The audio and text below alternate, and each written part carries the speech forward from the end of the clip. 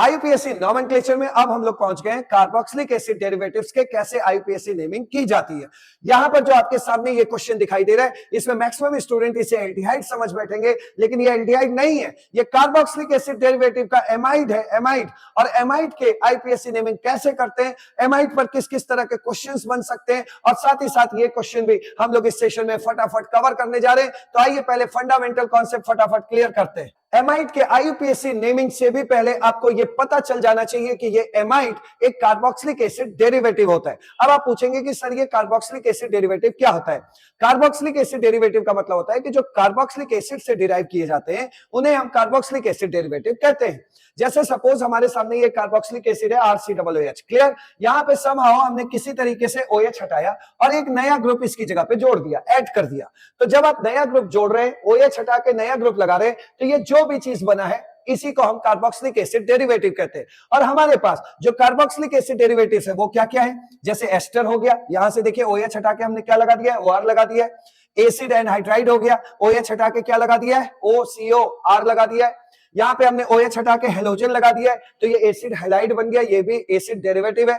और आज जो पढ़ने जा रहे हो उसमें OH हटा के हमने NH2 ग्रुप लगा दिया है, तो ये आज बन गया है एसिड डेरिवेटिव। और एसिड डेरिवेटिव का इसका नाम क्या है, एमाइड। तो इस तरह एमाइड क्या होता है, एसिड डेरिवेटिव। आइए अब इसके नेमिंग को सीखते हैं और इसके पहचान को। तो भैया सबसे पहले जो हमें ऑर्गेनिक केमिस्ट्री में पहली दफा एमाइड दिखता है तो वो हमें CONH2 जैसा दिखता है, ठीक है। तो ये CONH2 ऐसा दिखेगा तो आप पहचान जाइएगा एमाइड है। एक्सपेंडेड फॉर्म में आपको ऐसे दिखाई देगा C+ONH2, ठीक है। तो ये एमाइड की पहचान है, लेकिन असल पहचान ये है कि CON का दिखना ये है एमाइड की पहचान, क्लियर। मतलब जिस कार्बन पे डबल बॉन्ड O है उसी कार्बन पे अगर डायरेक्टली N लगा हुआ है तो ये जो है पहचान, ये पहचान असल पहचान है एमाइड की। यहां पर देखिए, जैसे यहां पर आप इस क्वेश्चन में क्यों स्टूडेंट्स काफी फंस गए थे, इस क्वेश्चन में इसलिए फंस गए थे क्योंकि उनको पहचान क्लियर नहीं थी। यहां देखिए, इसको अगर आप लिखेंगे तो CH3 CH2, फिर आप N लिखेंगे, फिर C जुड़ा होगा, फिर डबल बॉन्ड O है, फिर H है, और यहाँ पे N के साथ क्या लगा हुआ है, H, या H लगा दो। अब आप देखिए खुद, अब आप पहचान लेंगे कि जिस कार्बन पे डबल बॉन्ड है उसी कार्बन पर क्या लगा हुआ है, N लगा हुआ है। तो ये डेफिनेटली क्या है, एमाइड है, एमाइड। ये एल्डिहाइड नहीं है, ये क्या है, एमाइड है। इसके नाम पे आएंगे, लेकिन हम फटाफट और पहले पहचान देख ले, क्या है पहचान। बात समझिए, यहां पर जो आपको नजर बना के रखनी है वो इस N पे नजर बना के रखनी है। अगर N के साथ डायरेक्टली बस एक कार्बन लगा होगा तो इसे हम लोग बोलते हैं 1 डिग्री एमाइड, क्लियर। एक कार्बन के साथ साथ ये सब हो, डबल बॉन्ड O हो, N हो और कार्बन हो, मतलब कार्बन डबल बॉन्ड O और N, और इस N के साथ सिर्फ एक कार्बन जुड़ा हो डायरेक्टली, तो वो क्या होगा, 1 डिग्री एमाइड। अब आइए यहाँ पे, यहाँ क्या किया हमने, एक हाइड्रोजन हटा के एल्काइल ग्रुप लगाया, मतलब कार्बन वाला कोई ग्रुप लगा दिया। तो यहां पर इस पे नजर बनाइए, N पर डायरेक्टली, ये एमाइड तो है, ये तो कंफर्म हो गया, CON है तो एमाइड है, बट इस N से डायरेक्टली 2 कार्बन लगे हुए हैं, so that's why this is known as 2 degree amide, clear. यही ऐसा ही वहां लिखा हुआ था, बस R की जगह क्या लिख दिया था उसने, मतलब CHO जैसा दिखने लगा था, वो था वो आपका क्या, 2 डिग्री एमाइड ही। इसमें देखिए, जब हम लोग ये जो H बचा था उसे भी भगा दिए और उसकी जगह नया एल्काइल ग्रुप और लगा दिया। अब इस N पे नजर बनाओ, ये N डायरेक्टली 3 कार्बन से लगा हुआ है, इसलिए ये कहलाएगा 3 डिग्री एमाइड। तो असल बात बस यहां से ये समझ में आई। देखो स्टूडेंट्स, जो एमाइड है उसकी पहचान CON होती है, ये बैठाओ किसी तरह अपने मन में, ठीक है। अब बढ़ते हैं आगे। अब बात करते हैं कि आईयूपीएसी नेमिंग में हम एमाइड को कैसे लिखेंगे। जैसे हर फंक्शनल ग्रुप के 2 नाम होते हैं, सीनियर जूनियर वाले, उसी तरह एमाइड के भी आपको 2 नाम देखने को मिल रहे हैं। एक या तो आप बोल सकते हैं एमाइड, या तो आप बोलेंगे कार्बामोइल। एमाइड, जब ये एमाइड वाला ग्रुप सीनियर वहां पे होगा तब आप वहां एमाइड बोलेंगे, लेकिन अगर इस एमाइड ग्रुप से कोई और प्रायोरिटी वाला ग्रुप वहां लगा होगा फंक्शनल ग्रुप, तो उस केस में ये जूनियर बनेगा, एमाइड आपका जूनियर बनेगा, तो आपको बोलना है कार्बामोइल, ये बन गया जूनियर। जैसे मान लीजिए कि कोई एग्जाम्पल है, उस एग्जाम्पल में आपको एस्टर का ग्रुप भी प्रेजेंट है और एमाइड का भी ग्रुप प्रेजेंट है, तो किसको प्रायोरिटी दोगे, एस्टर को। ये प्रायोरिटी ऑर्डर लिखा हुआ है, ठीक है, आईपीएससी का। तो आप एस्टर को प्रायोरिटी देंगे, तो जब एस्टर को प्रायोरिटी देंगे तो ये बनेगा सीनियर और ये बनेगा जूनियर। तो जब ये जूनियर बने तब आपको बोलना है कार्बामोइल। लेकिन अगर मान लीजिए यहाँ CONH2 है और मान लीजिए कि एक एग्जांपल और इसमें बना देते हैं कि भाई कहीं पे CHO मौजूद है, ये है, तो उस केस में आपका CONH2 क्या हो गया, सीनियर। मतलब किसी एग्जांपल में CHO और CONH2 दोनों प्रेजेंट है तो CONH2 आपका बन गया सीनियर और ये बन गया आपका जूनियर, क्योंकि इसे हम ज्यादा प्रायोरिटी दे रहे हैं। तो जब ये सीनियर होगा तो वहां पे आपको बोलना है एमाइड। आइए इसके नाम से, इसके नेमिंग से देखते हैं कि कैसे आईपीएससी नेमिंग होती है।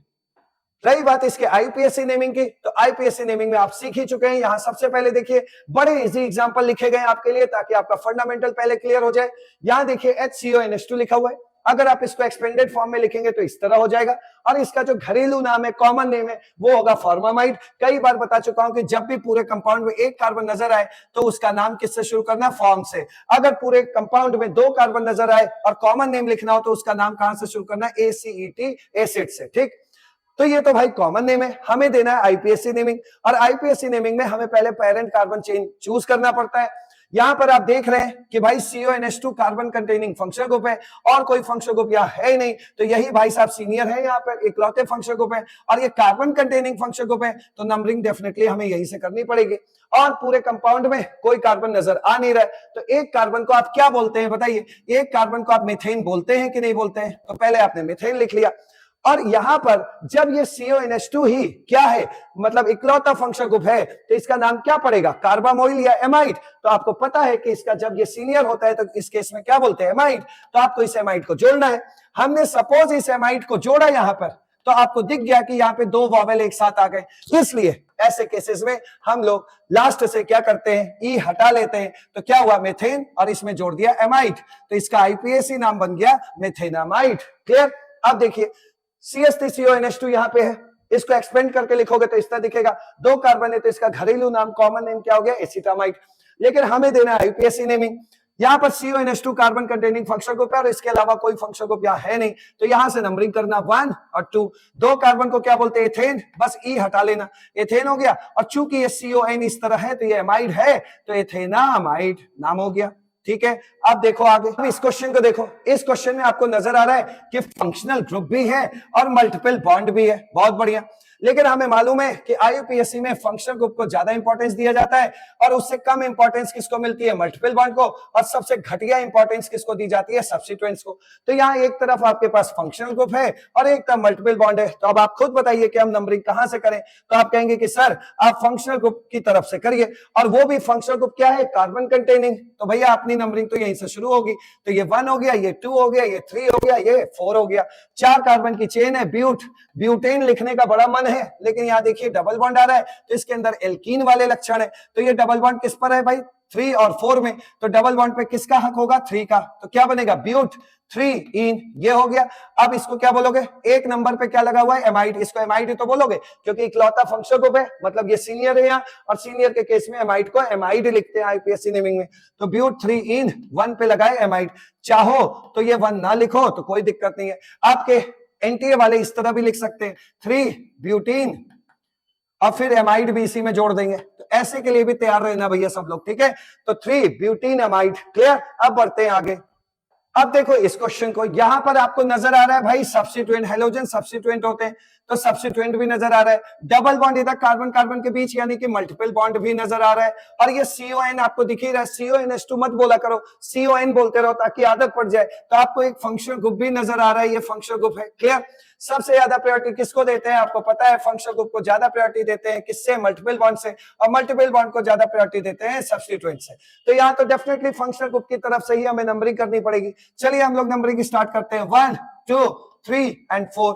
हमें मालूम है कि जब भी आईपीएससी नेमिंग होती है तो सबसे पहले सब्स्टिट्यूएंट का नाम लिखा जाता है। ये है भाई साहब सब्स्टिट्यूएंट, कौन है ये, ब्रोमो। किस पे लगा, 2 नंबर पे, तुरंत लिखा 2 ब्रोमो, हो गया 2 ब्रोमो। अब पहले जैसा ही क्वेश्चन हो गया, 4 कार्बन की चेन है, तो क्या लिखा, ब्यूट, 3 नंबर पे डबल बॉन्ड है, ब्यूट 3 इन, और क्या हो गया, 1 एमाइड, क्लियर।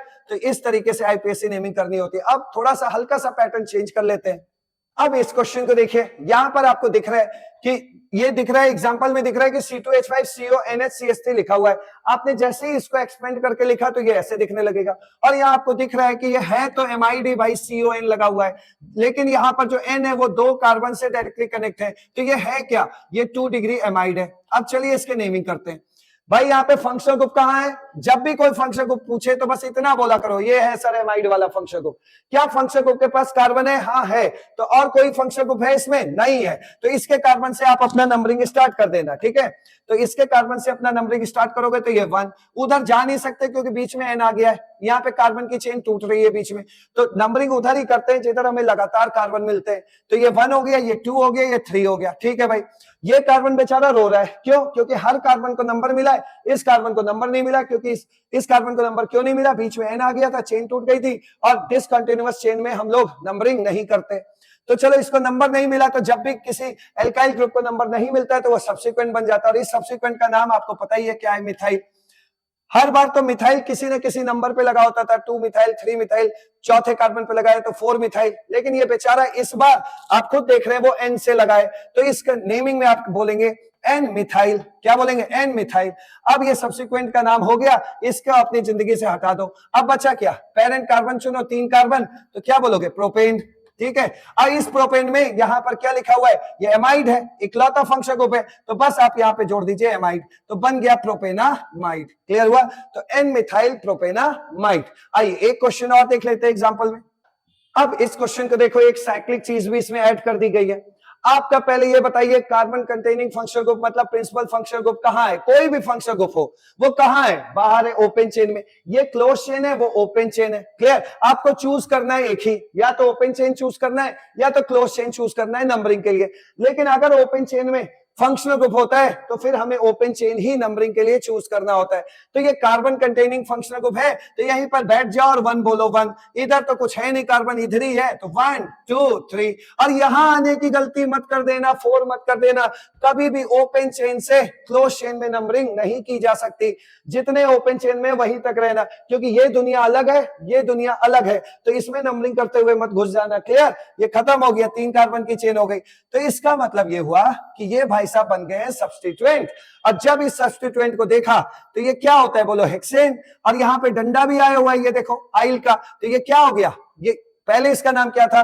पहले चूंकि साइक्लो था तो क्या था? ये साइक्लोहेक्सेन। और डंडा भी था आइल, तो क्या बन गया? साइक्लोहेक्साइल। साइक्लोहेक्साइल नाम का सब्स्टिट्यूएंट है ये। और ये साइक्लोहेक्साइल किससे लगा? 3 से। तो पहले सब्स्टिट्यूएंट का नाम लिखा जाता है, तो सब्स्टिट्यूएंट का नाम लिख करके काम खत्म करो। तो 3 नंबर पे क्या लगा हुआ है? साइक्लोहेक्साइल। ये हो गया 3 साइक्लोहेक्साइल, काम खत्म इसका। अब क्या बचा? 3 कार्बन की चेन वाला एमाइड, तो क्या बोलोगे? प्रोपेनामाइड। हो गया ना, प्रोपेनामाइड। अब हम लोग चलते हैं अपने उस क्वेश्चन की तरफ जो आपके एग्जाम में आया था। अब इस क्वेश्चन को देखिए, आराम से देखिए, क्वेश्चन अब आपके लिए कितना इजी हो चुका है। देखिए यहां पर बात को समझो, CH3 CH2 NH CHO लिखा हुआ है। पहले आप इसको लिखने की कोशिश करिए। CH3 हो गया, CH2 हो गया, फिर देखिए रास्ते में N आ रहा है, N से आप नीचे H लटका दीजिए, और सामने CHO है तो CHO को ऐसे ही तो लिखते हैं। अब पहली बात, ये एल्डिहाइड क्यों नहीं है? अरे एल्डिहाइड के लिए जो ये CHO ग्रुप होता है उसके साथ मेरे भाई या तो H लगा हो या तो R लगा हो। ना तो H लगा है ना तो R लगा है, ये कौन है? N है, तो ये एमाइड ही तो हुआ। तो यहां पर क्या करोगे? ये आपका एमाइड है, एमाइड। तो एमाइड की जिसको भी पहचान पता है वो समझ गया एमाइड। और आज की क्लास के बाद आपको एमाइड की पहचान तो क्लियर हो गई है, ये तय है, CON एमाइड है। क्लियर? चलिए भाई ठीक है। अब हमें ये देखना है कि क्या एमाइड एक कार्बन कंटेनिंग फंक्शनल ग्रुप होता है? हाँ सर, ये कार्बन कंटेनिंग फंक्शनल ग्रुप है। और इसको इधर से देखिए, अब आप H, आप इसको थोड़ी देर के लिए H फील करना, H। तो ये क्या लिखा हुआ है? HCONH2 है ना, तो ये है आपका HCONH2, ये है आपका। तो यहां पे देखिए कार्बन कंटेनिंग फंक्शनल ग्रुप है, तो तुरंत आप इसके कार्बन को क्या दोगे? नंबर दोगे। चलिए नंबर देते हैं और आईपीएससी नेमिंग इसका करते हैं। तो यहाँ पे ये 1 आ गया, 1 आ गया। अब इसके बाद देखो, ना इधर कार्बन है ना उधर कार्बन है, और इधर भी कार्बन है तो बीच में N की रुकावट है, तो यहां से कूद के यहाँ 2 3 तो कर नहीं सकते, मतलब बस एक कार्बन की पेरेंट कार्बन चेन आपको मिली है। दूसरी बात, यहां पर ये बेचारे मासूम कार्बन को नंबरिंग ही नहीं मिली, तो ये क्या बन चुके हैं? सब्स्टिट्यूएंट। 2 कार्बन को क्या बोलते हो? एथ। और सब्स्टिट्यूएंट, एल्काइल सब्स्टिट्यूएंट का नाम कैसे होता है? एल्काइल। बस एल के 2 कार्बन गिनी है, एथ, और ये डंडा लगा हुआ है आइल, ये बन गया आपका इथाइल, यानी कि एल्काइल सब्स्टिट्यूएंट है। ये इथाइल सब्स्टिट्यूएंट किस पे लगा हुआ है? एन पे। ठीक है, तो सबसे पहले आईपीएससी नेमिंग में सब कुछ हो गया है, ये सब्सिक्वेंट हो गया, वो पेरेंट कार्बन चेन बन गया। पहले हम लोग आईपीएससी में सब्स्टिट्यूएंट का नाम लिखते हैं, पहले इसको लिख लो, ये क्या है? इथाइल। किस पे लगा है? एन पे, तो इसका नाम लिख के काम खत्म करो, एन इथाइल हो गया। अब इसका काम खत्म हो गया। अब देखिए पेरेंट कार्बन चेन कितने की है? 1, तो क्या लिखोगे? मेथेन। मेथेन से ये वाला ई हटा के भाई यहां क्या लगा दोगे, एक ये जो CON है ये एमाइड है, ये सीनियर फंक्शनल ग्रुप यहां पे बैठा है कि नहीं, इकलौता फंक्शनल ग्रुप है, और जब इकलौता है तो यही सीनियर है, और सीनियर में एमाइड को क्या बोलते हैं हम लोग, एमाइड ही तो बोलते हैं, तो क्या हो गया मेथेनामाइड। ठीक है, ये हो गया इसका आईपीएसी नाम। क्लियर, किसी ऑप्शन में है एन इथाइल मेथेनामाइड, तो आप किस ऑप्शन को लॉक करोगे, सी को। इस तरह आज आपने एमाइड की पहचान भी कर ली, एमाइड पर बेस्ड क्वेश्चन से अपने फंडामेंटल भी क्लियर कर लिए और अपने एग्जाम का आया हुआ क्वेश्चन भी कर लिए। आगे से आपको एमाइड किसी सीनियर या जूनियर फंक्शनल ग्रुप के साथ देखने को मिलेगा, और जब कभी भी एमाइड CONH2 जो ये देखा आज आपने CON को, अगर ये सीनियर रहा तो आपको एमाइड करके नाम लेना है, और अगर ये जो एमाइड है ये अगर किसी के मुकाबले जूनियर हुआ तो फिर वहां पे इस CON को कार्बामोइल बोलना है। अभी हमने मिक्स नहीं किया है, इसमें सीनियर फंक्शनल ग्रुप नहीं डाले हैं, क्योंकि अभी हमें और फंक्शनल ग्रुप देख लेना है, फिर लास्ट जो सेशन बनेगा वो मिक्स बनेगा, उसमें आपको कार्बामोइल बोलने का मौका मिलेगा। Thank you so much.